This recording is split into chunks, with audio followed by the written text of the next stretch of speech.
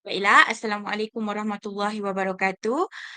Saya bersama dengan teman-teman saya Nur Hidayah Solihah binti Faizul bersama dengan Anis Shakira dan juga Nur Rafiqah Rosdi ingin membentangkan pakej bahan pengajaran dan pembelajaran digital sejarah tahun 6 dengan tema Warisan Negara Kita Unit 3, di mana pembentangan ini akan merangkumi 3 subjek iaitu EDUP 3053, Teknologi untuk Pengajaran dan Pembelajaran, SJHK 3063, Kurikulum Standard Sekolah Rendah, SJHK dan SGHK 3033, Sumber Pengajaran dan Pembelajaran Sejarah. Seterusnya,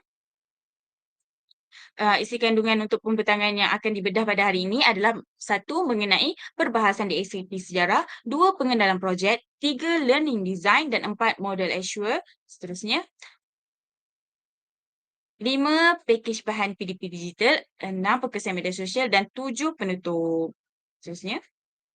Okey, yang pertama sekali adalah perbahasan di SKP.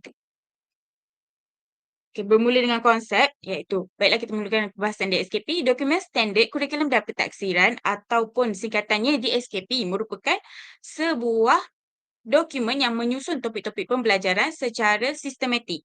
DSKP ini digubat oleh pakar-pakar pendidik yang berkelayakan iaitu berautonomi, yakni Kementerian Pendidikan Malaysia. Oleh itu, dokumen ini menyarankan strategi pengajaran dan pembelajaran yang merangkumi pelbagai aktiviti dan penggunaan sumber yang konkret. DSKP ini berfungsi sebagai panduan kepada guru untuk merancang sesi pengajaran dan pembelajaran yang berkesan di mana guru menggunakan kreativiti sendiri untuk memilih, menyusun dan mengolah aktiviti mengikut kesesuaian murid. Okay, seterusnya saya serahkan kepada saudari Ani Shakira untuk meneruskan pembentangan. Baiklah, seterusnya saya akan sambung dengan kekuatan dan cabaran di SKP. Okey, bagi kekuatan pula, penggubalan di SKP sejarah sekolah rendah adalah berdasarkan 6 tunjang utama dalam KSSR yang mampu melahirkan individu yang seimbang, berdaya saing signifikan dengan keperluan reka bentuk kurikulum masa kini. Macam yang kita tahu, di SKP sekarang ni dah ubah kepada KSSR. Kalau sebelum ni kita gunakan KPSR, tapi transformasi kurikulum dah berlaku, jadi sekarang ditukarkan kepada KSSR. Jadi dalam KSSR ni dia menekankan 6 tunjang utama dan perkara ni bertepatanlah dengan salah satu elemen falsafah pendidikan kebangsaan iaitu untuk melahirkan insan yang seimbang dan harmonis dalam aspek jasmani, emosi, rohani, intelek dan sosial. Okey, 6 tunjang ni dia merupakan domain utama yang akan menyokong antara satu sama lain dan dia disepadukan dengan pemikiran kritis, kreatif dan inovatif. Jadinya, konsep ini juga dia berfokus kepada pembentukan model insan yang seimbang dari segi jasmani, emosi, rohani, intelek dan sosial. Ini bermakna kekuatan KSSR ni bukan sahaja memberi fokus terhadap ilmu pengetahuan sahaja, tetapi turut memberi fokus terhadap aspek kemahiran dan nilai yang menjadi asas kepada pembentukan individu yang seimbang. Jadi kat situlah kita boleh nampak kekuatan di SKP KSSR sejarah sekolah rendah. Okay, yang kedua ialah di SKP sejarah sekolah rendah ni dia memenuhi keperluan reka bentuk kurikulum menerusi fokus yang diberikan terhadap aspek kemahiran pemikiran sejarah iaitu KPS. Okey, KPS ni dia merupakan satu elemen yang penting dalam pendidikan sejarah. Melalui KPS ni, murid-murid akan dibimbing untuk berfikir secara kritis dan analitis terhadap sumber dan peristiwa sejarah. Jadi secara tak langsung mereka akan dapat meningkatkan keupayaan intelek murid di samping dapat menjadikan sejarah ni sebagai salah satu mata pelajaran yang menarik dan menyeronokkan. KPS ni dia boleh diterapkan sama ada dalam bilik darjah maupun luar bilik darjah dan dia diaplikasikan melalui kemahiran inquiry. Contohnya bila murid bertanyakan soalan bila berlaku peristiwa tersebut, bagaimana boleh berlaku. Jadi secara tak langsung elemen KPS kemahiran pemikiran sejarah ni akan diterapkan setiap kali mereka mempelajari ilmu sejarah. Okey, elemen KPS ni dia ada 8 iaitu yang pertama elemen asas sejarah, yang kedua konsep masa, yang ketiga susunan dan konversi masa, yang keempat ialah signifikan bukti, yang kelima ialah imajinasi dan empati, yang keenam ialah isu dan masalah masa lalu, yang ketujuh ialah perbandingan masa lalu dan yang terakhir ialah mencari sumber. Okey, seterusnya Penekanan yang diberikan oleh DSKP Sejarah Sekolah Rendah terhadap kemahiran teknologi maklumat dan komunikasi merupakan salah satu faktor mengapa DSKP Sejarah Sekolah Rendah ini memenuhi reka bentuk kurikulum pada masa kini.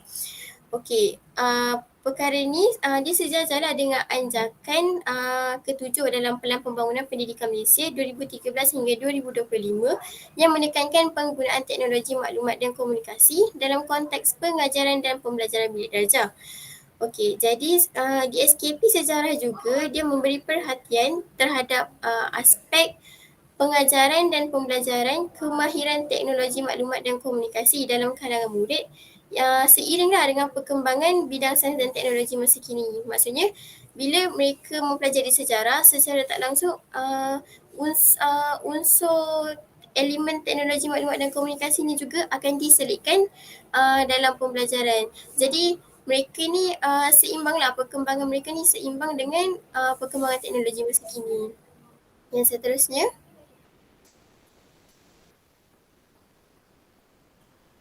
okay, seterusnya kita masuk pada cabaran DSKP. Masa yang kita tahu DSKP yang kita gunakan sekarang ialah KSSR. KSSR ni dia agak mencabar kerana kalau KBSR dulu dia berteraskan tiga tunjang sahaja, tapi bila dah ditukarkan kepada KSSR dia jadi 6 tunjang yang mana kita akan lebih banyak menggunakan digital macam kemahiran teknologi maklumat dan komunikasi. Jadi cabaran yang pertama adalah dari segi kelengkapan prasarana sekolah.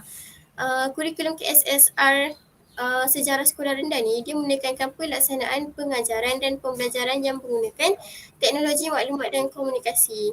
Jadi macam yang kita tahu tak semua sekolah ada prasarana yang mencukupi lah untuk jalankan PDP mengikut DSKP KSSR ni. Jadi bila prasarana ni tak cukup secara tak langsung dia menjadi satu cabaran lah kepada guru. Macam mana guru nak pastikan kita boleh ikut DSKP KSSR yang baru, macam mana kita nak hasilkan bahan pengajaran yang selari dengan teknologi maklumat dan komunikasi yang berkembang pada waktu sekarang. Okey, seterusnya kekurangan tenaga pengajar yang berkemahiran.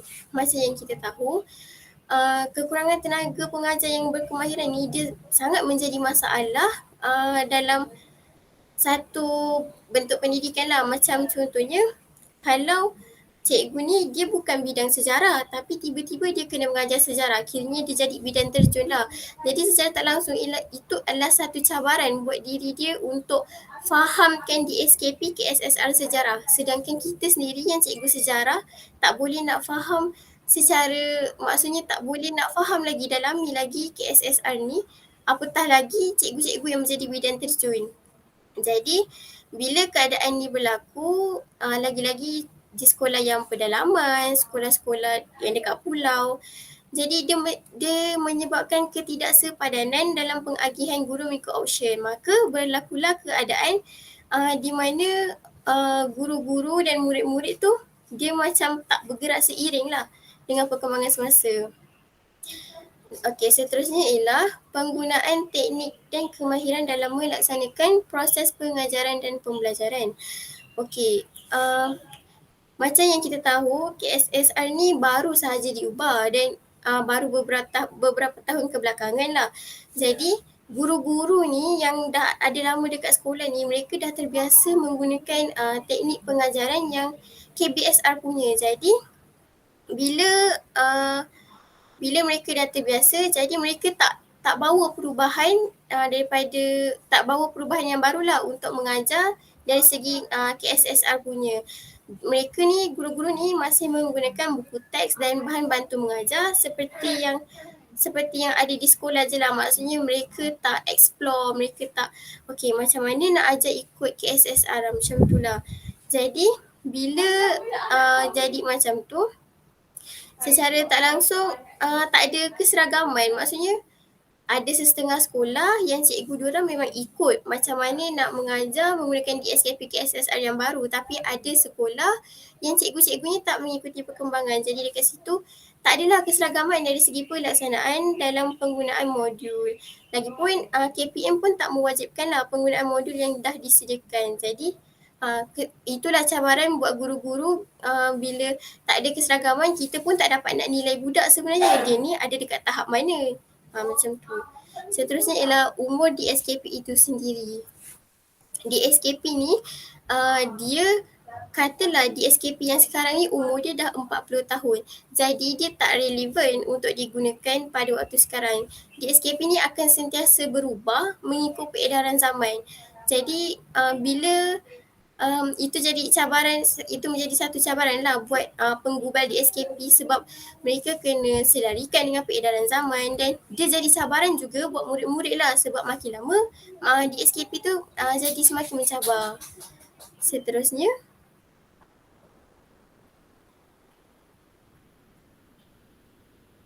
seterusnya ialah penggunaan sumber dalam DSKP. Pasal yang kita tengok dalam DSKP ataupun buku teks sejarah memang ada menggunakan sumber dan diambil daripada institusi-institusi sumber. Contohnya penggunaan gambar ilustrasi pedagang dan ulama sedang solat sebaik sahaja tiba di Melaka semasa zaman Kesultanan Melayu Melaka. Institusi sumber yang digunakan ialah Muzium Sejarah dan Etnografi Melaka. Contoh lain, penggunaan ilustrasi gambar, hukum kanun Melaka dan undang-undang Melaka. Institusi sumber yang diperoleh ni yang digunakan ialah daripada Perpustakaan Negara Malaysia. Bukan itu sahaja, maklumat-maklumat yang ada dalam buku teks sejarah juga dia diambil daripada institusi sumber atau sumber-sumber yang berautonomi lah. Contohnya macam ada mereka ambil daripada jurnal penyelidikan, daripada arkib dan sebagainya. Seterusnya.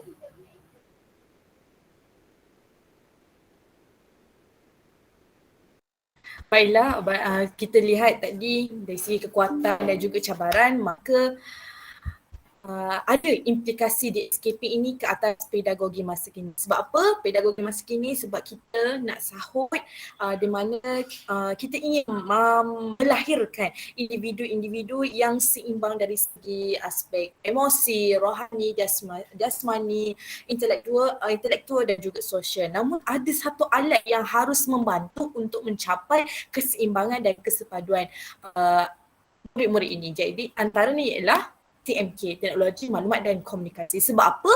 Sebab ialah satu-satu nilai tambah keberkesanan dan kualiti dalam mengajar subjek sejarah ini. Seperti yang kita tahu, subjek sejarah ini adalah subjek yang ramai tidak diminati oleh pelajar sebab kesukaran dan kebosanan subjek sejarah itu sendiri. Namun, bila kita nak ubah persepsi itu agar subjek sejarah itu, intipati sejarah itu didapati ataupun diperoleh oleh murid, maka TMK itu amat diperlukan dalam pendekatan PDP oleh guru sejarah. Yang kedua, teknologi ini sangat-sangat berguna kerana ia menarik perhatian dan juga minat murid untuk belajar subjek sejarah ini. Sebagaimana saya katakan tadi, walaupun sifat asal sejarah ini adalah bosan, namun kita akan tukar persepsi ini dengan TMK agar mereka lebih menarik kerana sifat teknologi TMK itu sendiri yang menggunakan pelbagai warna, boleh menggunakan animasi, boleh menggunakan video, audio dan sebagainya. Dan yang terakhir, adalah TMK ini juga dapat meningkatkan ilmu dan kemahiran murid. Bukan setakat dapat belajar tentang sejarah sahaja, namun mereka juga dapat mempelajari bagaimana cara untuk menggunakan teknologi ini. Betul tak Cikgu Dayah dan Cikgu Anisha? Betul. Dan juga saya rasa hadirin sekalian juga turut menyokong apa yang kebaikan TMK ini sendiri. Baiklah. Jadi setelah kita dah memperbahaskan DSKP dan juga sumber, maka bangunlah tercipta dah satu bahan pembelajaran digital. Kerana apa? Kerana menyahut elemen TMK yang ada, yang termaktub dalam DSKP ini. Jadi lihat kepada kepentingan elemen TMK dan pembelajaran abad ke-21, maka tercetuslah pembangunan bahan pembelajaran digital ini. Kerana apa? Kerana satu lagi, ia merupakan satu tugasan projek dan juga gabungan interdisiplin antara kursus PDUP 3053, teknologi untuk pengajaran dan pembelajaran, SJHK 3063, kurikulum sejarah sekolah rendah, dan SJHK 3073, sumber pengajaran dan pembelajaran, dengan big idea iaitu memperkasakan karakter guru mengendepani peradaban pendidikan global. Untuk itu, kami satu kumpulan telah mengaplikasikan pengetahuan dan kemahiran teknologi digital berdasarkan matlamat yang jelas bagi mencapai hasil pembelajaran khusus yang telah di-highlightkan dalam tiga-tiga buah kursus ini. Baiklah, pelbagai media seperti visual, audio, video dan juga multimedia telah dihasilkan serta menggunakan pelbagai aplikasi yang ada dalam teknologi sebagai contohnya aplikasi Canva, Google Earth, Google Slide dan sebagainya. Untuk apa? Untuk sediakan bahan pembelajaran digital yang menarik dan juga menyeronokkan. Bahan pembelajaran digital ini adalah mengambil tema subjek sejarah tahun 5 iaitu warisan negara kita, diharapkan dapat mempertingkatkan keupayaan berfikir secara kritis dengan mengaplikasikan pengetahuan dan kemahiran teknologi dalam pelbagai konteks, termasuklah penggunaan elemen pemanfaatan digital untuk mencapai tahap extension dalam kerangka 3E. Dan pengadaan package ini juga dapat mencapai kuadran D dalam kerangka 3R di mana telah dapat menghasilkan satu ciptaan baharu berdasarkan penguasaan pengetahuan dan kemahiran yang telah dipelajari untuk apa? Untuk digunakan dalam kehidupan seharian serta mampu memberi manfaat pengetahuan dan kemahiran teknologi kepada pengguna lain. Dan secara khususnya kepada murid-murid sekolah untuk belajar subjek sejarah dalam pendekatan yang lebih menarik. Jadi selepas kita dah berkenalan, maka terwujudlah learning design. Okay, tugasan projek yang dihasil ini juga mengubah proses PDP melalui learning design. Yang pertama, rakan pembelajaran. Perubahan secara berstruktur bermanfaat adalah hubungan antara pelajar dengan rakan pembelajaran.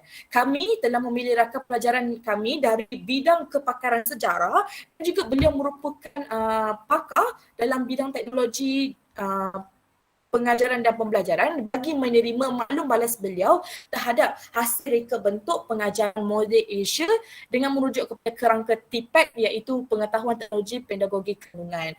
Jadi kami telah orang kata menjemput dan mempersilakan rakan pembelajaran kami dari Institut Pendidikan Guru Kampus Kota Baru Kelantan iaitu yang berusaha Dr. Muhammad Ridzuan bin Idris untuk menilai, untuk memberi maklum balas adakah bahan pembelajaran digital yang telah kami bangunkan ini menepati keupayaan murid-murid di sekolah. Dan alhamdulillah untuk pengetahuan hadirin sekalian, kami dapat respon yang positif dan orang kata sokongan semangat daripada Dr. Muhammad Ridzuan di mana beliau suka akan idea-idea kami dalam bahan pembelajaran digital kami dan beliau puji dan mereka berharap teruskan inovasi dan pemikiran kritis ini untuk ketika masa praktikum dan juga semasa menjadi guru terlatih nanti.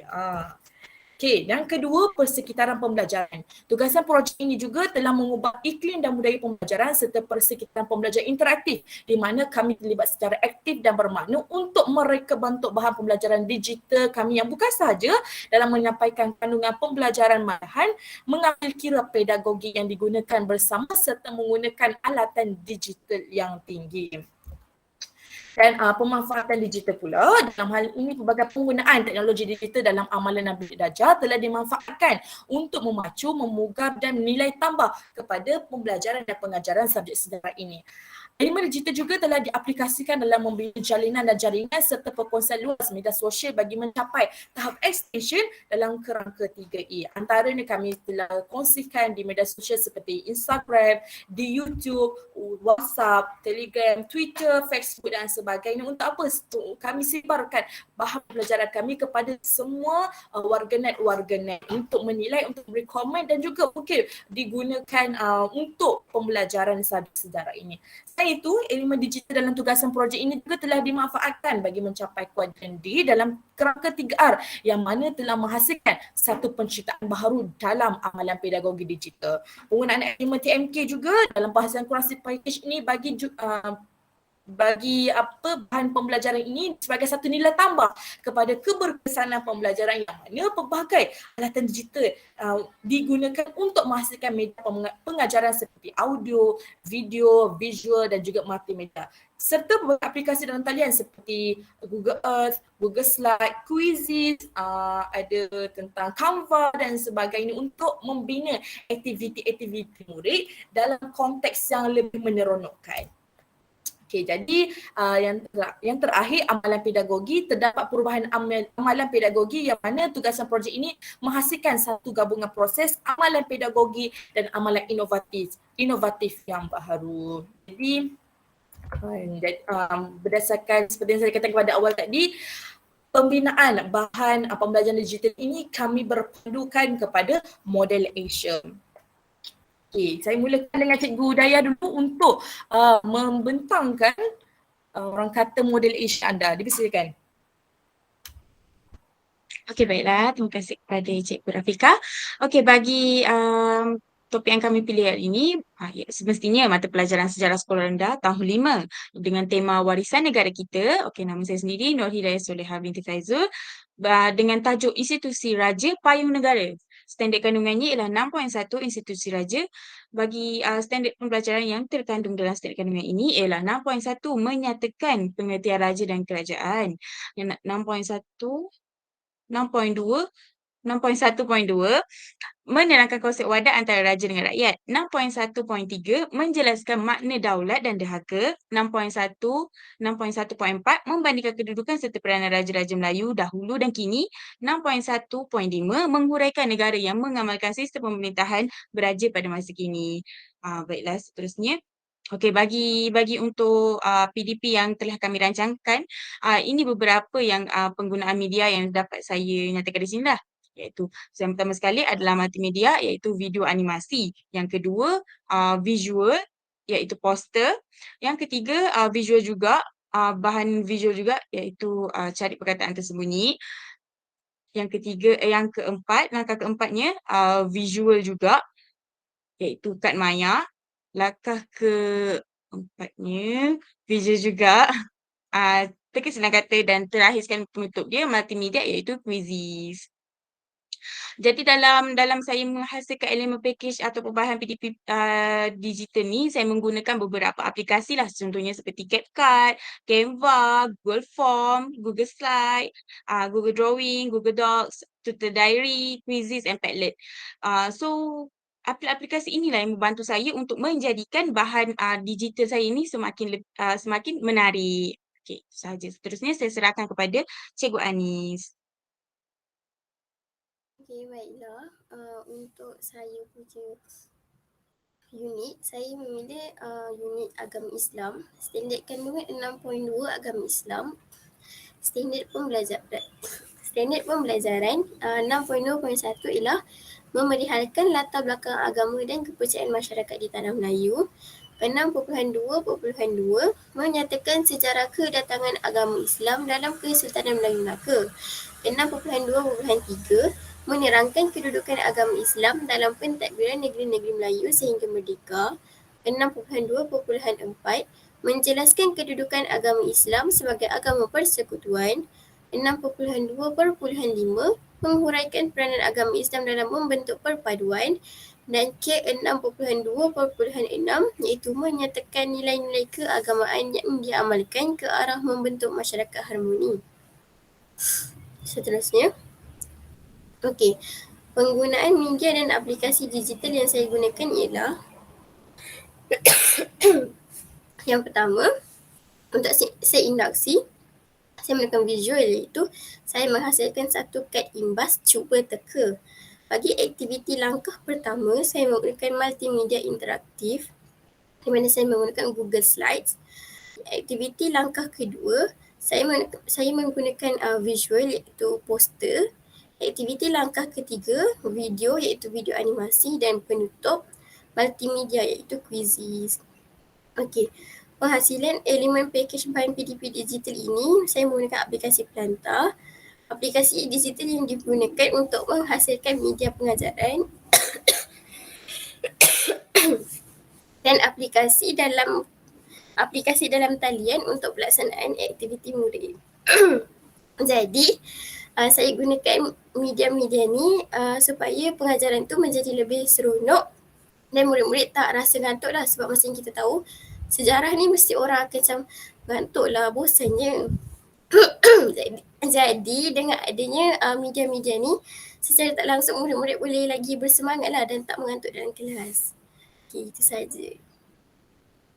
Baiklah, untuk seterusnya di bahagian saya, sebelum itu untuk pengetahuan hadirin sekalian, ketiga-tiga kami ini menggunakan standard kandungan yang mempunyai perkaitan di bawah tajuk warisan negara kita. Okey, baik, untuk saya mengambil standard kandungan yang terakhir 6.3 iaitu bahasa Melayu warisan kita.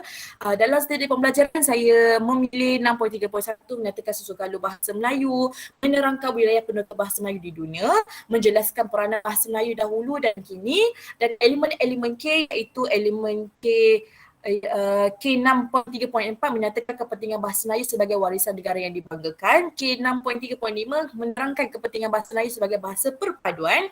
K6.3.6 menjelaskan kepentingan bahasa Melayu sebagai bahasa ilmu, dan K6.3.7 menguraikan kepentingan mengekalkan penggunaan bahasa ibunda. Jadi setiap langkah ada media dan aplikasi digital yang telah digunakan, iaitu industri media visual iaitu Quizizz dan juga Google Docs. Aktiviti yang pertama visual, yang ketiga aktiviti visual dan audio, 4 visual, kelima multimedia, dan keenam penutup iaitu video. Untuk tahu aplikasi apa, saya akan bentangkan sebentar saja lagi. Jadi penghasilan elemen package PDP ni aplikasi pantau aplikasi digital untuk penggunaan menghasilkan media pengajaran, dan aplikasi dan talian turut digunakan oleh saya dan juga sahabat-sahabat saya. Baiklah, seterusnya saya serahkan pada Cikgu Dayah untuk menerangkan package bahan PDP beliau. Dipersilakan. Okey, baiklah. Terima kasih Cikgu Rafika. Okey, kita beralih ke seterusnya. Pakej bahan digital yang telah saya sediakan ialah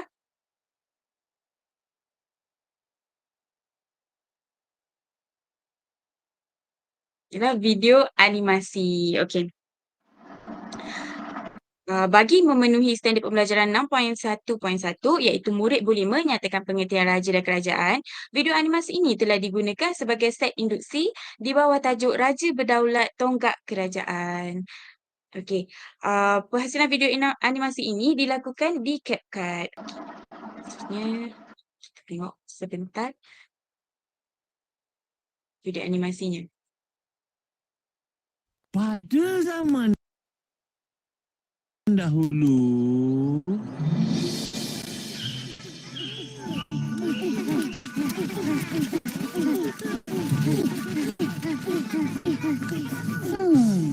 dah cukup?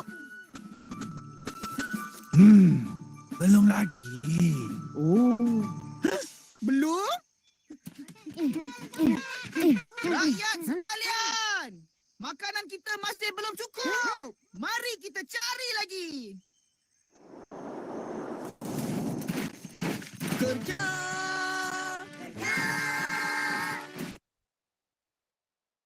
Okey, jadi kita dapat lihat penggunaan video animasi ini di permulaan kelas mampu untuk menarik minat murid untuk meneruskan sesi pembelajaran.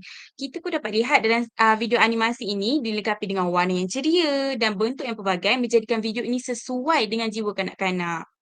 Okey, video animasi ini mengisahkan tentang Raja Semut dan kerajaannya. Di sini, murid-murid akan diminta untuk menghayati isi kandungan video tersebut, iaitu mengenai raja dan kerajaan. Selepas itu, murid-murid perlu meneka tajuk pembelajaran dan menyatakan apa yang mereka faham mengenai raja dan kerajaan. Dan jawapan mereka perlu dihantar pada Google Form yang disediakan ini. Tujuan Google Form ini dicipta adalah untuk murid-murid menghantar jawapan mereka sekaligus menjadi bukti pentaksiran. Jadi tercapailah standard pembelajaran 6.1.1 di mana murid dapat menyatakan pengertian raja dan kerajaan. Okay, seterusnya.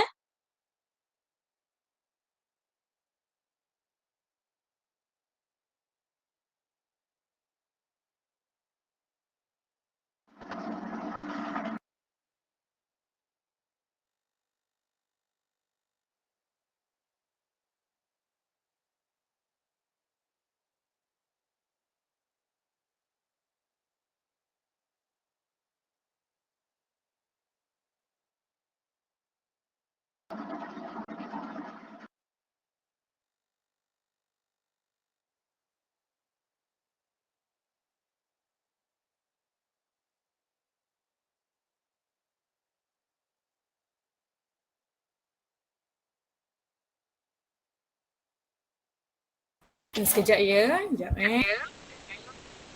Baik, baik. Tak apa, tak apa.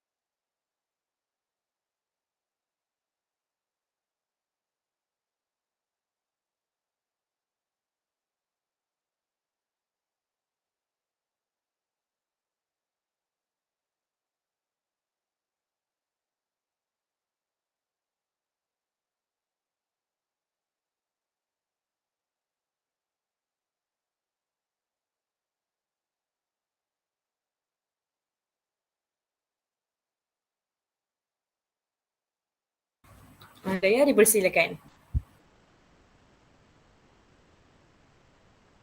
Okey, videonya belum keluar tapi tak apa. Okey, saya sambung. Seterusnya, penghasilan poster sebagai bahan pembelajaran digital dapat memenuhi juga standard pembelajaran 6.1.2 iaitu murid boleh menerangkan konsep wadat antara raja dengan rakyat di bawah tajuk Raja Ditaati dan Dihormati. Penghasilan poster ini dilakukan di aplikasi Canva. Bahan yang berbentuk visual ini bertujuan untuk memudahkan murid memahami isi pembelajaran di mana maklumat pembelajaran ditulis secara ringkas dan padat di samping terdapatnya selingan gambar. Hal ini akan membantu murid-murid untuk memahami topik pembelajaran dengan lebih mudahlah. Oleh itu, pada langkah 1 iaitu aktiviti detektif poster ini, murid-murid akan diminta untuk memahami isi kandungan poster tersebut mengenai konsep wadah antara raja dengan rakyat dan menghantar jawapan mereka pada tapak Google Drawing yang telah disediakan. Jadi, tercapailah standard pembelajaran 6.1.2 di mana murid dapat menerangkan konsep wadah antara raja dengan rakyat. Okey, bahan pembelajaran digital yang seterusnya ialah cari perkataan tersembunyi. Aktiviti ini bersesuaian dengan standard pembelajaran 6.1.3 iaitu murid boleh menjelaskan makna daulat dan derhaka di bawah tajuk Raja Berdaulat. Penghasilan bahan ini adalah melalui laman web Turtle Diary yang menjadikan bahan pembelajaran lebih menarik. Okey,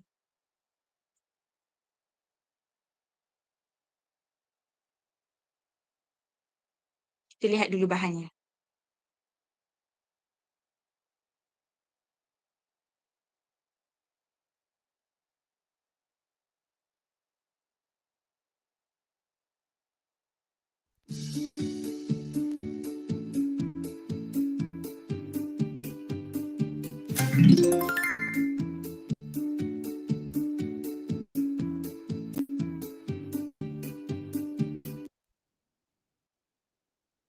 Okey, begitulah bahan yang telah disediakan. Bahan ini juga telah menjadikan sesi PDP sejarah lebih menarik dengan adanya permainan yang mencabar minda murid-murid.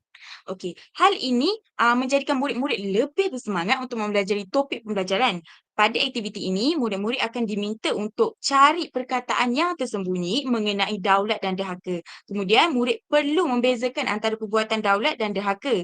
Aktiviti ini dilakukan secara berkumpulan sekaligus dapat memupuk semangat bekerjasama dalam diri murid-murid bersama dengan ahli kumpulan. Wakil kumpulan pula diminta untuk menangkap layar jawapan kumpulan masing-masing dan memuat naik ke tapak Google Slide serta menyelesaikan tugasan di dalam tapak Google Slide tersebut mengikut kumpulan masing-masing. Jadi tercapailah standard pembelajaran 6.1.3 iaitu murid boleh menjelaskan makna daulat dan derhaka.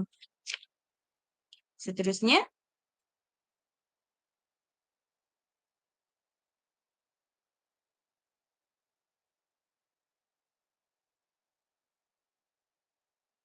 okey, pembinaan bahan digital, pembelajaran kad maya ataupun aktiviti flashcard juga dilihat mampu untuk mencapai standard pembelajaran 6.1.4 iaitu murid boleh membandingkan kedudukan serta peranan raja-raja Melayu dahulu dan kini di bawah tajuk perubahan pada institusi raja.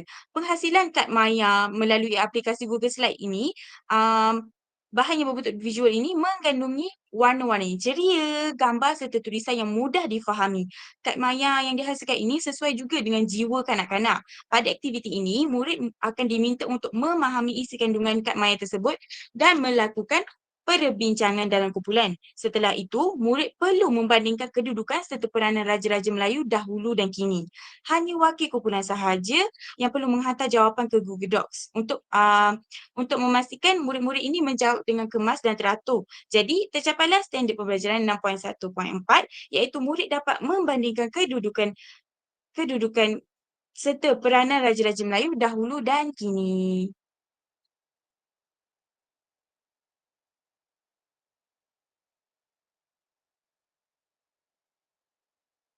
Seterusnya,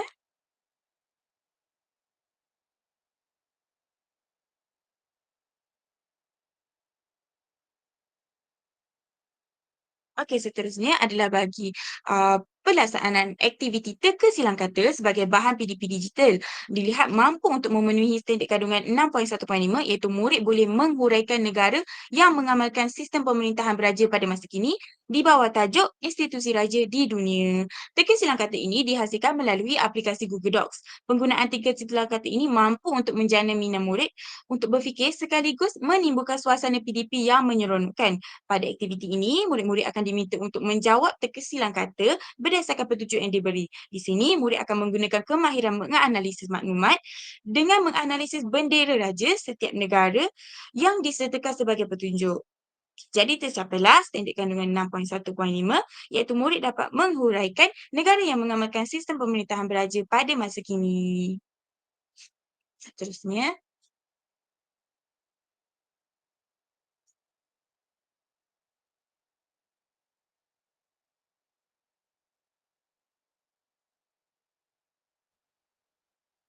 seterusnya telah sampai kepada penutup iaitu pelaksanaan kuis sebagai penutup. PDP amatlah berkesan. Hal ini demikian kerana kuis yang dijalankan ini bertujuan untuk menguji kefahaman murid mengenai keseluruhan topik sekaligus menyelitkan elemen K 6.1.6 iaitu menyatakan kepentingan menghargai institusi raja. Penghasilan kuis ini dilakukan di aplikasi Quizizz. Bahan berbentuk multimedia ini mampu untuk meningkatkan semangat murid untuk bersaing secara sihat. Ini sekaligus dapat mempertingkatkan ingatan dan kefahaman murid terhadap tajuk yang dipelajari. Setelah itu, murid perlu menangkap layar jawapan mereka dan memuat naik ke tapak Padlet. Kemudian menyelesaikan tugasan di dalam Padlet. Dengan ini, murid akan dapat mencapai semua standard pembelajaran yang telah ditetapkan. Kita tengok dulu.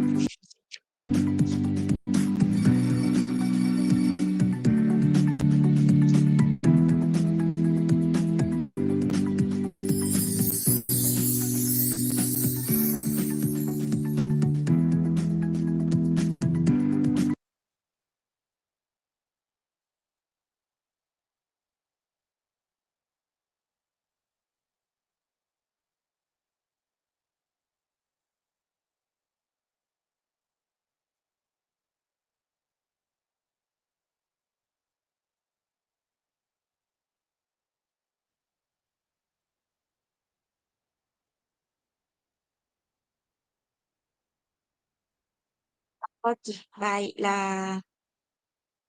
Seterusnya,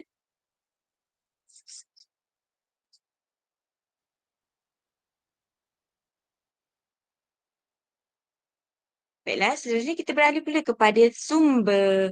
Semua bahan-bahan digital pembelajaran ini dirujuk dengan sumber-sumber dari institusi maklumat seperti pustakaan, iaitu kita merujuk buku teks sejarah tahun 5. Selain itu, terdapat juga maklumat yang diambil hasil daripada lawatan ke Muzium Melaka yang telah dijalankan pada 8 September 2022, iaitu ilustrasi pembesar-pembesar menghadap Sukan Melaka. Dan yang terakhir sekali adalah diambil daripada laman web Istana Negara iaitu mengenai sistem raja berperlembagaan. Okey, itu sahaja daripada saya. Saya serahkan kepada Cikgu Ani Syakira.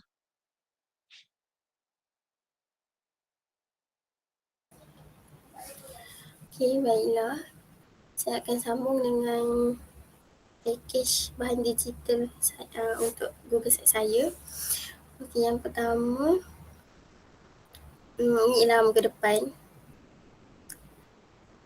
Saya letakkan muka depan apa yang akan kita belajar hari ini. Saya akan letak topik, standard kandungan dan standard pembelajaran lah, apa yang akan mereka belajar. Okey.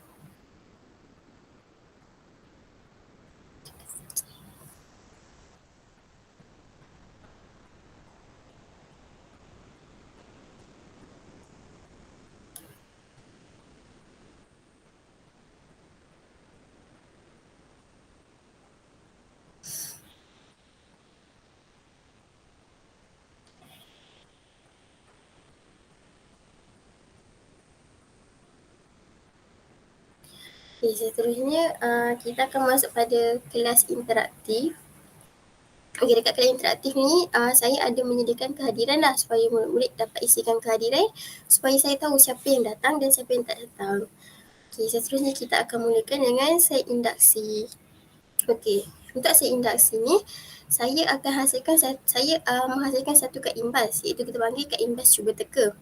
Okay, arahan pelaksanaan dia, murid dikehendaki melihat satu set kad imbas yang telah disediakan. Kemudian, murid diminta untuk meneka gambar-gambar yang terdapat dalam set kad imbas tersebut.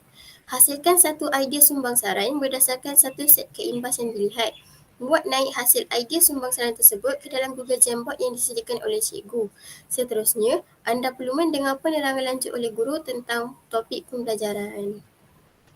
Okey, rasionalnya kenapa saya gunakan kad imbas maya ni kerana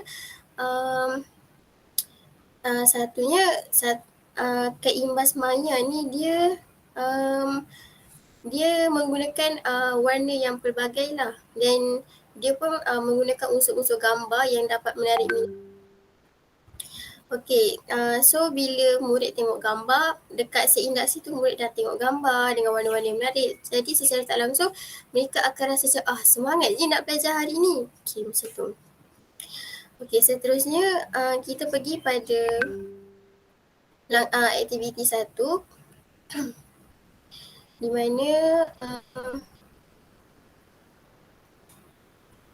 okey.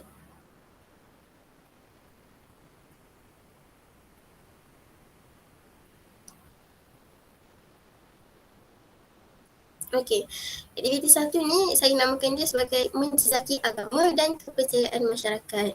Okey, arahan dia, sebelum memulakan kelas, setiap murid akan mendapat nombor yang berlainan yang diberikan oleh guru. Setelah mendapat nombor, anda perlu membuka slide interaktif untuk bermain permainan spin. Okey, setelah bermain permainan spin, nombor yang tertera perlu membaca maklumat mengenai satu latar belakang agama dan kepercayaan mengikut turutan. Kemudian, permainan spin akan dimainkan sekali lagi. Nombor yang tertera perlu membaca maklumat mengenai satu latar belakang agama dan kepercayaan mengikut turutan.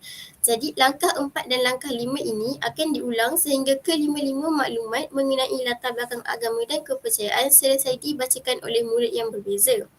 Setelah selesai, anda dikehendaki menyediakan satu rakaman video berdasarkan pemahaman anda dan memuat naik video tersebut ke dalam pautan Google Drive yang disediakan oleh guru. Okey, baiklah. Rasional saya memilih permainan video slide interaktif ni supaya kita nak jadikan suasana kelas tu jadi seronok dan murid-murid lagi bersemangat lah, macam kita ada permainan spin, so diorang akan rasa macam macam tertanya-tanya, macam tak sabarlah siapa yang akan baca lepas ni. Macam tu lah. Lepas tu slide juga dihiasi dengan warna-warni bagi menarik minat murid supaya mereka lebih bersemangat untuk membaca slide interaktif yang disediakan. Okey. Okey, seterusnya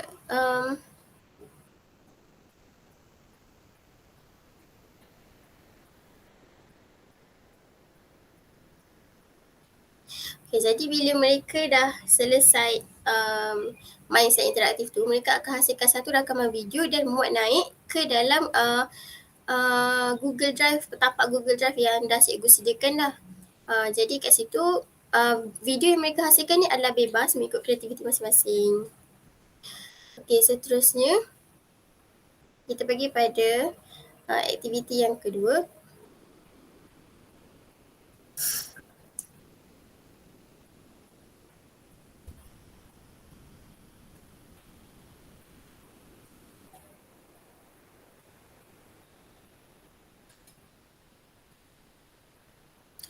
Okey, saya namakan aktiviti kedua ni sebagai agama Islam terbilang. Okey, arahan dia, anda dikehendaki melihat dan membaca poster yang disediakan berkenaan tentang faktor kedatangan Islam, bukti kedatangan Islam dan undang-undang Islam serta agama Islam dalam pentadbiran. Setelah selesai, anda dikehendaki melengkapkan e-scrapbook yang disediakan oleh guru. Kemudian, buat naik e-scrapbook tersebut ke dalam pautan Padlet yang disediakan oleh guru. Jadi, macam yang awak semua dapat lihat, ini adalah poster yang saya dah sediakan. Okey, kenapa saya pilih poster? Sebab poster ni dia mengandungi maklumat yang ringkas dan padat dan ia lebih mudah difahami kerana dia tak menggunakan bahasa yang melirik. Jadi murid-murid pun macam lebih senang faham lah bila guna poster ni. Okey, seterusnya, lepas mereka dah selesai baca poster tersebut, mereka akan laksanakan aktiviti pengukuhan e-scrapbook di mana saya dah sediakan template e-scrapbook. Mereka hanya perlu menekan pada template e-scrapbook yang disediakan oleh guru di sebelah, iaitu template di sebelah tu. Okey, kemudian mereka perlu menekan butang file, make a copy dan entire presentation. Tukarkan nama file anda kepada nama anda dengan tulisan huruf besar. Contohnya, buku skrap Agama Islam Terbilang, Syahidatul binti Hanafi. Tekan butang make a copy sekali lagi dan anda boleh edit buku skrap anda. Setelah selesai, anda diminta untuk melengkapkan template scrapbook tersebut dan muat naik ke dalam pautan Padlet yang disediakan oleh guru. Jadi bila dah selesai tu, mereka akan muat naik lah tugasan yang dah selesai tu ke dalam tapak e-scrapbook yang saya dah sediakan. Seterusnya kita pergi pada aktiviti ketiga.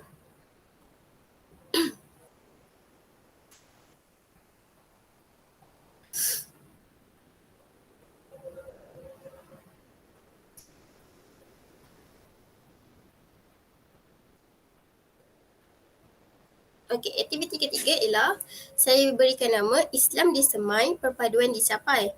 Okey, dekat sini saya menyediakan satu video animasi di mana mereka ni dikehendaki untuk menonton video agama Persekutuan Malaysia dari awal sehingga akhir dengan teliti. Kemudian, mereka diminta untuk membaca dan memahami segala teks dan maklumat yang diselitkan di dalam video tersebut. Setelah selesai, murid diminta untuk menghasilkan satu pengurusan grafik di dalam kumpulan. Buat naik hasil pengurusan grafik tersebut ke dalam pautan Google Slides yang telah disediakan oleh guru. Okay, itu adalah video yang saya sediakan. Okey, seterusnya kenapa saya pilih video adalah supaya mereka tak rasa bosan lah kalau baca dalam buku dan mereka akan lebih faham sebab dalam video tu saya terangkan dengan lebih dalam sikit mengenai agama persekutuan. Okey, seterusnya bila mereka dah selesai tengok video tu, mereka akan hasilkan pengurusan grafik dan muat naik pada template Google Slides yang saya dah sediakan. Dan mereka perlu buat tu dalam kumpulan lah. Okey, seterusnya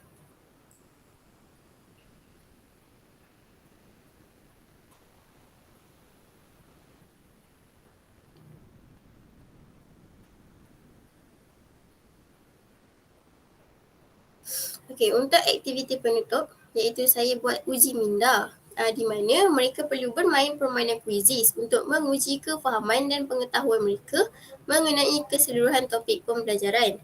Setelah bermain, buat tangkapan skrin skor markah anda. Kemudian hasil tangkap layar tersebut perlu dihantar ke dalam pautan Padlet yang disediakan untuk dinilai oleh guru. Jadi ini adalah permainan kuisis yang saya sediakan lah, tapi saya tak record dia sampai habis sebab berat nak mau naik, jadi saya record sikit je lah.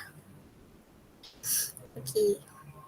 Jadi bila mereka dah selesai bermain, mereka perlu tangkap layar skor markah mereka dan mau naik ke dalam ruangan Padlet yang dah saya sediakan. Jadi daripada permainan kuisis ni saya dapat nilai lah sama ada mereka faham ataupun tak, mereka dapat ilmu baru ataupun tak berdasarkan apa yang telah bahan-bahan yang telah saya sediakan.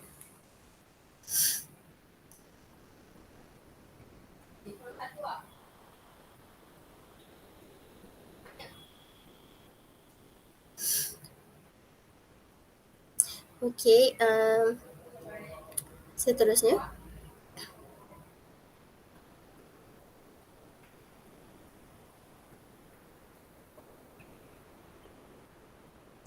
Okey, seterusnya ialah rumusan keseluruhan. Rumusan keseluruhan ni ialah saya simpulkanlah apa yang mereka dapat mengenai topik yang mereka belajar. Itu sajalah, dan bila dah masuk rumusan keseluruhan ni maksudnya kelas saya dah berada di penghujung. Jadi saya cuma simpulkan baliklah apa yang mereka dapat daripada SP yang pertama sehingga SP yang terakhir dan capai ke tidak objektif saya. Seterusnya.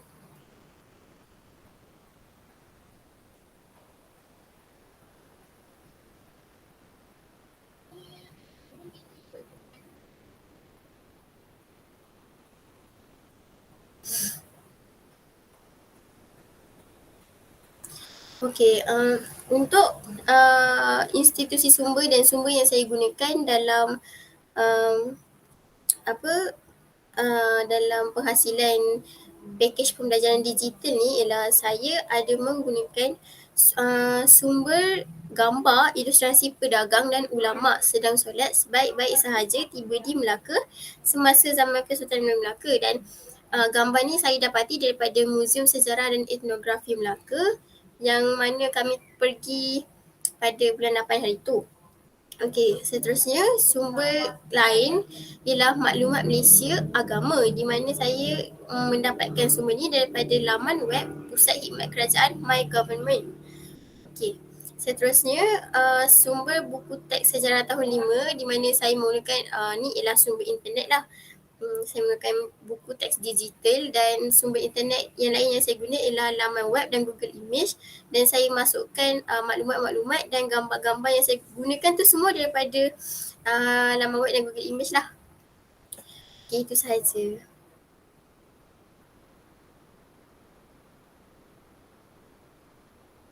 Baiklah, kita teruskan lagi dengan bahan pembelajaran digital saya.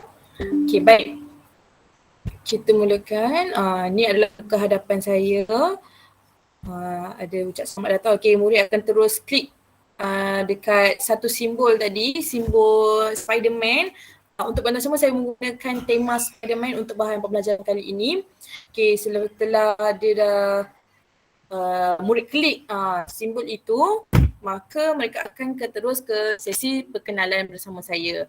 Okay, sini saya berkenalan dengan mereka dan ada, kita teruskan bacaan kelas dengan bacaan doa. Lepas tu ada di sini adalah pautan-pautan klik yang mana mereka boleh klik pembelajaran, aktiviti-aktiviti pembelajaran pada hari ini. Okay, jom. So kita mulakan dengan klik pautan isi kehadiran. Okay, murid akan isi kehadiran. Mereka akan ikut arahan yang telah ditetapkan. Mereka akan isi nama, kelas, juga selepas isi kehadiran, terus ke button mari kita teruskan kelas. ke pembukaan. Okay, pembukaan ini di mana saya akan tanya mereka untuk meningkatkan lagi inquiry mereka. Apa subjek yang, apa intipati yang akan mereka pelajari pada hari ini. Jadi aktiviti yang saya gunakan adalah mari teka siapa saya menggunakan aplikasi Quizizz. Okay, mereka akan tekan aplikasi Quizizz tu, mereka akan jawablah kuis berkaitan dengan tajuk yang bakal dipelajari pada hari ini. Okay, tekan start.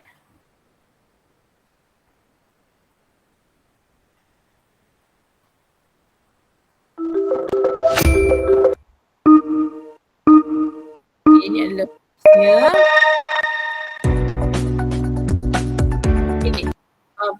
Dalam kuis ni mereka menggunakan soalan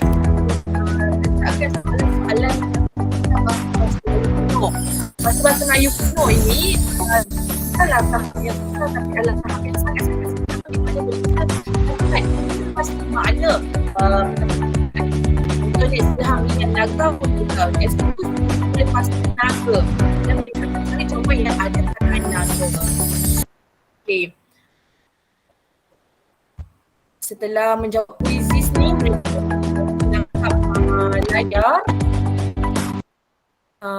markah tersebut dan dihantar di ruangan Padlet 5 permata yang telah disediakan oleh saya.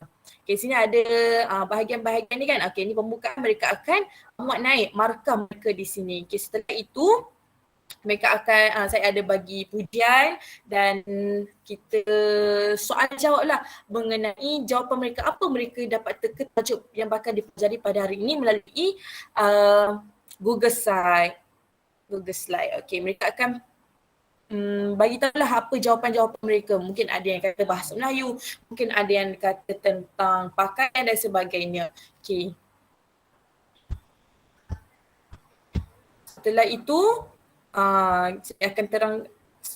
saya akan terang, maafkan saya, mereka akan teruskan ke sesi kelas yang seterusnya, iaitu aktiviti pertama mengenai susul galur. Okay, pada bahagian pertama saya akan mulakan apa yang akan anda pelajari pada hari ini supaya mereka tahu, oh hari ini akan belajar tentang susul galur bahasa Melayu dan kepentingan bahasa Melayu sebagai warisan dibanggakan. Supaya apa? Supaya mereka dapat fokus, dapat tumpukan hari ini, perkara ini yang harus dicapai. Okay, setelah itu aktiviti pertama iaitu poster, saya akan terangkan mengenai susul galur bahasa Melayu melalui poster. Mereka akan membaca poster tersebut. Okay, setelah baca, saya menggunakan maklumat-maklumat yang ringkas supaya mudah dan mereka orang kata seronok lah nak faham maklumat yang mudah dan tidak padat. Okay, selepas itu mereka haruslah tarik gambar dan masuk ke Padlet. Okay, barulah ke aktiviti untuk saya uji kefahaman mereka melalui aktiviti rocket writing. Di mana mereka perlu tulis pemahaman mereka dalam masa 5 minit sahaja antara perkataan 30 hingga 40 patah perkataan sahaja. Okay, setelah itu adalah sedikit penghargaan, pujian dan rumusan daripada saya mengenai susul galur bahasa Melayu yang telah mereka pelajari. Kita teruskan yang kelas seterusnya mengenai wilayah penutur bahasa Melayu. Macam aktiviti pertama, saya akan beritahu lah apa yang anda akan belajar pada hari ini. Okay, mereka akan ikut arah yang telah ditetapkan. Yang pertama, jom kita mengembara dunia. Okay, mereka akan klik jom kita mengembara dunia. Mereka akan pergi ke Google Earth dan buka Google Slide ini. Okay, Google Slide ini sebagai panduan, contohnya nama Madagascar. Okay, pergi ke Google Earth, mereka akan type Madagascar untuk kita lihat, untuk murid-murid itu sendiri lihat bagaimana Madagascar itu, kawasan ni macam mana, tanah tinggi ke dan sebagainya. Okay, mereka akan tekan butang carian, mereka akan terus Madagascar dan dapat menemukan, dapat melihat Madagascar itu keadaan dia macam mana. Okay, kita lihat kat sini, dia ada air terjun dan sebagainya. Okay, setelah itu, selepas dah teroka melalui aktiviti Jom Kembara Dunia, mereka terus ke aktiviti yang seterusnya iaitu mari menyanyi bersama. Mari menyanyi bersama ini kerana apa? Kerana saya ingin untuk kawan semua ada 18 buah wilayah yang menggunakan bahasa Melayu ini. Namun 8 wilayah ini mungkin ada sebagian mereka tak dapat tangkap, mereka tidak dapat ingat. Jadi salah satu alternatif saya adalah saya ubah lagu 18 buah wilayah penutur bahasa Melayu dalam lagu Tiga Kupang untuk memudahkan mereka mengingati ke 18 buah lagu. Okay. Kita akan buka lirik lagu tu sambil melihat lirik lagu yang Assalamualaikum warahmatullahi wabarakatuh. Dengarkan dan nyanyi.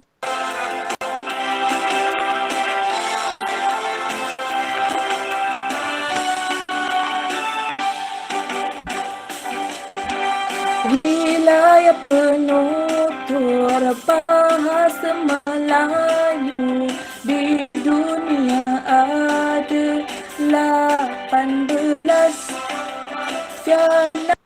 itu adalah lagu yang telah saya gubah untuk memudahkan murid-murid saya mengingati ke 18 buah lagu tersebut. Okay, setelah itu hasil mereka nyanyi hasil rakaman dekat Padlet. Lepas tu pula ke aktiviti yang ketiga, aktiviti menilai iaitu aktiviti e-scrapbook ini. Okay, jadi saya berilah link Canva supaya mereka memudahkan untuk create e-scrapbook mereka. Okay, setelah itu saya bagi contoh e-scrapbook yang telah saya buatkan supaya jadi panduan kepada mereka mengenai iaitu saya highlightkan perkara apa yang harus ada dalam e-scrapbook ini, iaitu bendera negara tersebut dan juga bukti negara tersebut itu pernah menggunakan ataupun masih menggunakan bahasa Melayu dalam komunikasi mereka dari segi audio ataupun video ataupun gambar boleh mereka insert ataupun boleh masuk dalam e-scrapbook itu sendiri. Okay. Saya bagi contoh. Okay, ini contoh e-scrapbook yang telah saya buat. Okay.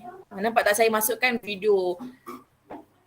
Kenapa saya makan nasi?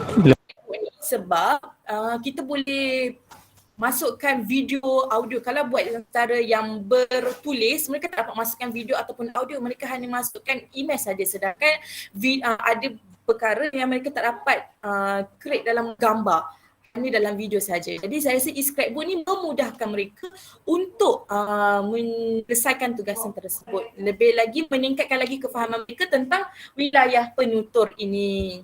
Luar. Makan.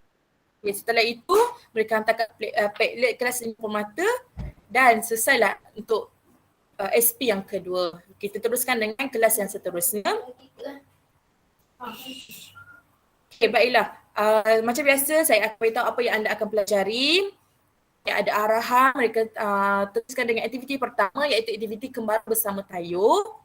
Okay, di sini ada slide. Setiap slide itu ada arahan-arahan sendiri. Murid hanya ikut sahaja. Okay, ada video, ada email. Contoh ya, sesi urus yang kita laksanakan dalam kita menetapkan yang telah saya nyatakan di bawah untuk mudahkan mereka, bahan yang dimaknai oleh cikgu ni adalah bahan yang dipercayai dan diyakini. Okay, kenapa saya gunakan slide? Sebab tengok lihat ada untuk orang Asia ketika menghalau kuasa-kuasa Eropah di setiap ada image, boleh kita melaksanakan video dan sebagainya. negara di Asia. Okay. Melihat kepada Google Slide.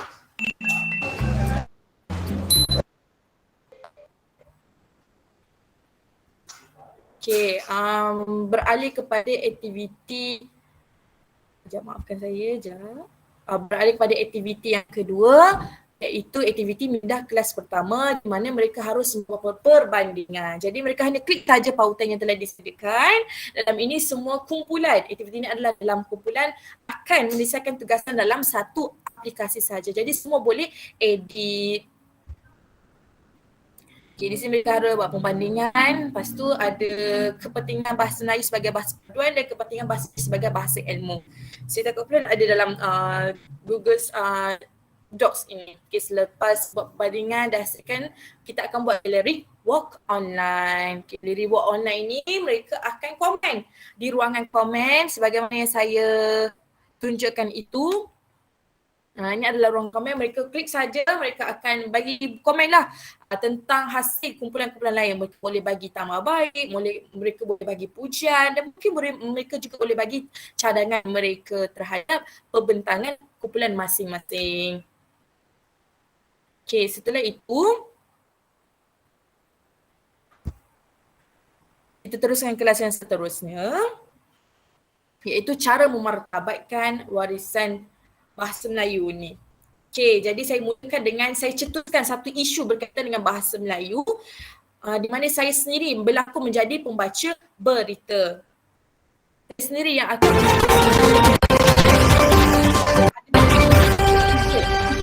mana bahasa Melayu ni warahmatullahi wabarakatuh.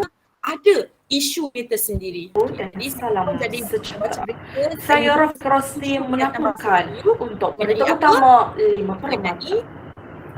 Bahasa Maca hilangkan jiwa bangsa. Jiwa bangsa. Bahasa menunjukkan bangsa, bahasa juga mampu menentukan. Okay, setelah mereka menyaksikan video berita tadi, maka mereka akan soal jawab dengan cikgu lah. Cikgu akan tanya, bahaya tak isu-isu bahasa Melayu ini? Boleh menjatuhkan tak martabat warisan bahasa Melayu ini? Mereka akan jawab, jatuh cikgu, jatuh.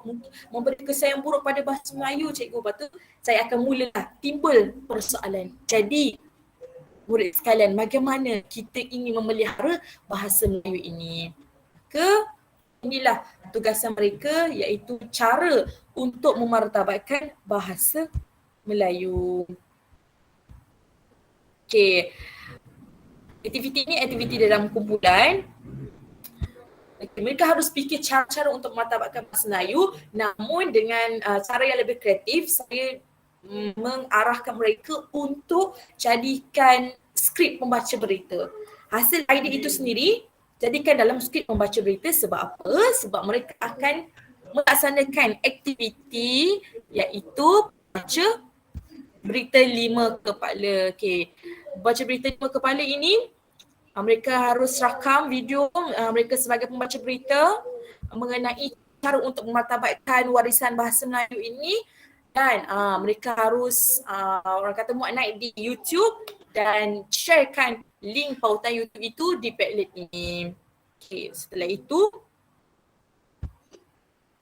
kita ke penutup. Penutup.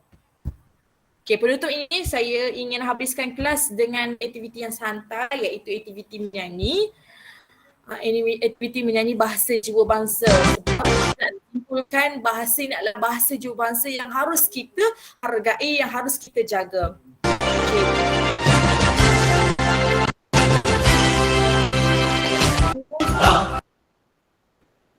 Saya berikan sijil penghargaan supaya mereka rasa dihargai kerana mereka berjaya mempelajari dari awal sehingga ke akhir pembelajaran. Okey. Saya terbagi kata-kata sikit dan ucapan tahniah dan terima kasih kepada mereka. Itu saja untuk pakej bahan pembelajaran saya. Sekejap. Saya sharekan apa sumber-sumber yang ada dalam bahan pembelajaran saya. Okey, sekejap.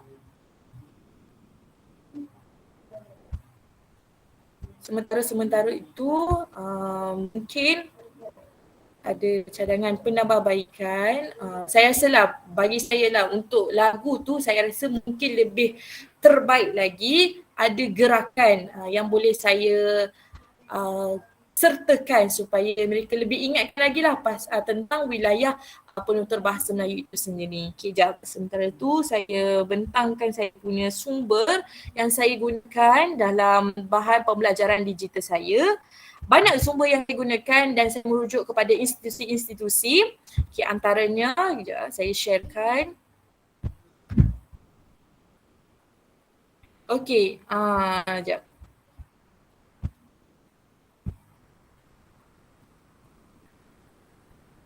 Alright, yang pertama dari perpustakaan saya rujuk tentang apa? Okay, sekejap. Okey, line. Okey. Perpustakaan yang pertama buku iaitu buku dari Abdul Wasidik tentang mencabar teori Kola, iaitu buku satu lagi buku sejarah tahun 5 saya juga rujuk dari perpustakaan. Lepas tu ada jurnal mengenai Ensign Angkor Bangkok, lepas tu ada 4 hikayat historiografi Nabi Muhammad dan juga pendidikan di tanah Melayu sebelum penjajah. Dan Arkib Negara saya tak pergi Arkib Negara, cuma Arkib Negara ada laman web dia sendiri. Jadi saya rujuk Surat Sultan Kelantan daripada Wright William Duff melalui laman web Arkib Negara. Selain itu saya juga menggunakan laman web Pusat Khidmat Kerajaan untuk mengambil imej tentang surat rasmi bagi urusan kerajaan bagi membuktikan penggunaan bahasa Melayu dalam urusan rasmi dan juga penggunaan berita online seperti Persidangan Dewan Rakyat, Warta Kinta Akhbar Tempatan Bandar Ipoh, Sinaharan Jenama Media Keempat Malaysia paling dipercayai dan juga video dari TV3 Malaysia sendiri mengenai bos teh tarik 1 on Malaysia alias Mama. Okey. Seterusnya perkongsian media sosial pelajar 1 iaitu Hidayah, Cikgu Hidayah. Mungkin boleh kongsikan di mana anda sebarkan bahan pembelajaran digital anda. Dipersilakan.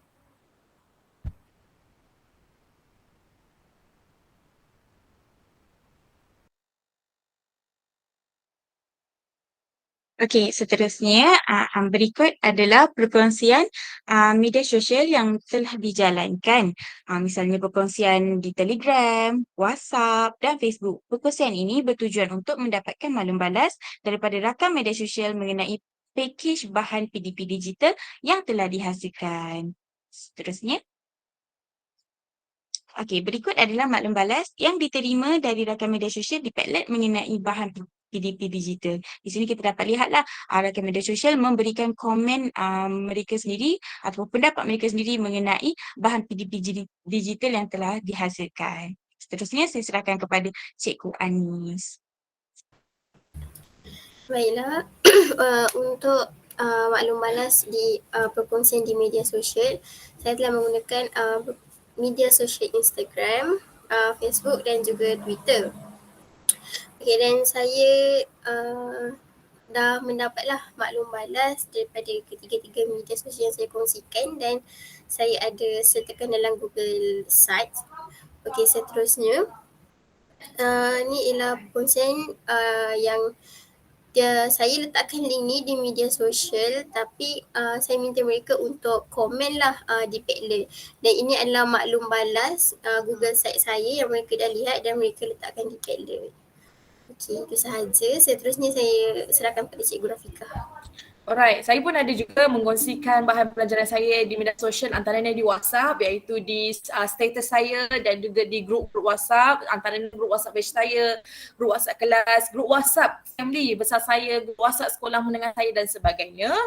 Melalui perbualan di Telegram bersama ibu saya juga ada sharekan dan juga di Instagram khususnya saya post pengetahuan semua adalah post pertama saya mengenai bahan pembelajaran digital. Okey, di sini ada maklum balas yang saya dapat dari Instagram. Ramai follower saya memberi komen yang sangat positif dari kalangan pesyarah, dari kalangan sahabat-sahabat saya.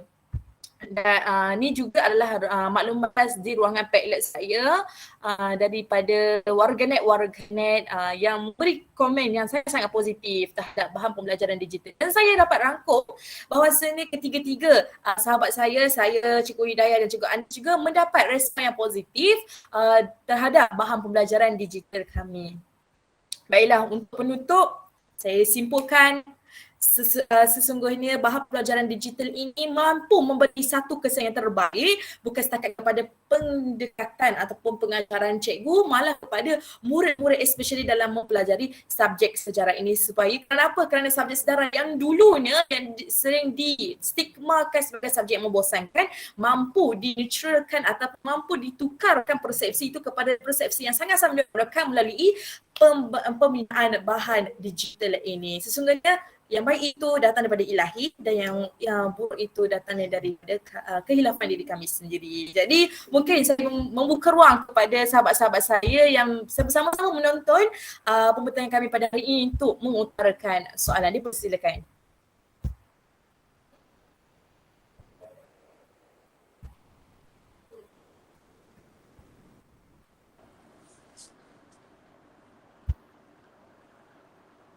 Okey, Saudari Nurin. Mungkin ada soalan yang terbuku. Saya nak tanya pada pandangan cikgu, bagaimana muzik ni dia mampu bantu guru ni mencapai objektif PDP tu. Contohnya tadi cikgu ada gunakan kan lagu tadi kan. Macam mana? Alright, terima kasih Cikgu Nurin di atas soalan yang sangat-sangat menarik. Okay, saya jawab kerana dalam bahan pembelajaran saya ada menggunakan muzik. Bagi saya, muzik ini adalah satu nilai tambah ataupun membantu pembelajaran sejarah. Sebagaimana saya katakan tadi, nak mengingatkan 18 wilayah penutur dalam bahasa tanpa ada nilai tambah sangat-sangat susah, especially untuk murid-murid tahun 5 ini. Namun dengan adanya muzik ia membantu meningkatkan lagi ingatan murid-murid bagi mengingati bukan setakat satu, bukan setakat dua, tapi 18 buah wilayah penutur bahasa Melayu ini. Jadi saya rasa penggunaan muzik ini sangat-sangat terbaik kerana membantu dan lebih mencetuskan suasana yang meneronokkan. Baiklah, saya buka lagi soalan.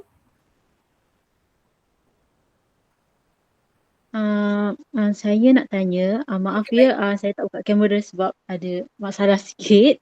Okey, saya nak tanya pada pandangan cikgu, antara digital dengan secara langsung, mana satu lebih berkesan untuk PDP sejarah? Itu saja. Terima kasih. Alright, saya serahkan pada Cikgu Daya atau Cikgu Anis. Boleh jawab? Okey, pada pendapat saya, PDP sejarah ni secara digital ataupun secara langsung, kita panggil bersemuka lah. Yang lebih berkesan ni bergantung pada gurunya sendirilah. Jika kreativiti seseorang guru itu digunakan dengan sebaiknya, nescaya PDP yang dirancang juga akan menjadi berkesan dan bermakna. Tapi dengan adanya bahan digital ni, guru dapat mencipta pelbagai bahan PDP yang menarik dan menyeronokkan. Jadi sumber PDP atau bukan sumber PDP, bahan PDP kita ni tak terhad. Okey, itu saja. Cikgu Anis mungkin ada pandangan sendiri?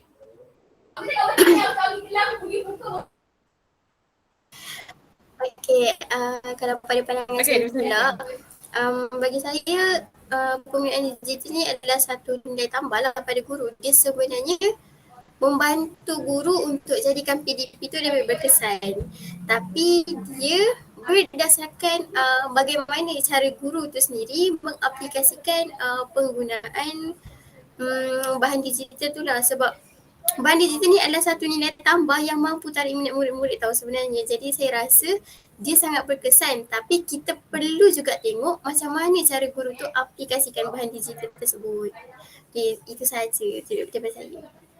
Baik, betul tu Cikgu Anis dan Cikgu Daya. Saya sokong dan setiap benda pun mesti ada cabaran dia kan. Dalam bahan digital ada cabaran iaitu internet. Sebagaimana kita tengok tadi pun ada masalah internet, namun dapat diatasi dengan cara-cara ni lah. Jadi terima kasih saya ucapkan kepada penonton-penonton kita, Cikgu Putri, Cikgu Imanina dan Cikgu Nurin kerana sudi hadir untuk menyaksikan pertandingan kami pada hari ini. Dan terima kasih di atas perkata utara, mengutarakan soalan-soalan yang agak cukup bernas yang mampu membuka minda kita semua pada hari ini. Jadi saya ucap terima kasih kepada teammate saya, Cikgu Anis dan Cikgu Hidayah. Terima kasih atas orang kata komitmen dan juga hasil perkongsian hasil bahan pembelajaran yang sangat-sangat menarik, dan kita harap pembelajaran kali ini mendapat redha Allah dan mendapat manfaat kepada semua penonton yang menyaksikan kita pada hari ini. Itu saja pada kami. Saya ucapkan terima kasih dan Assalamualaikum warahmatullahi wabarakatuh.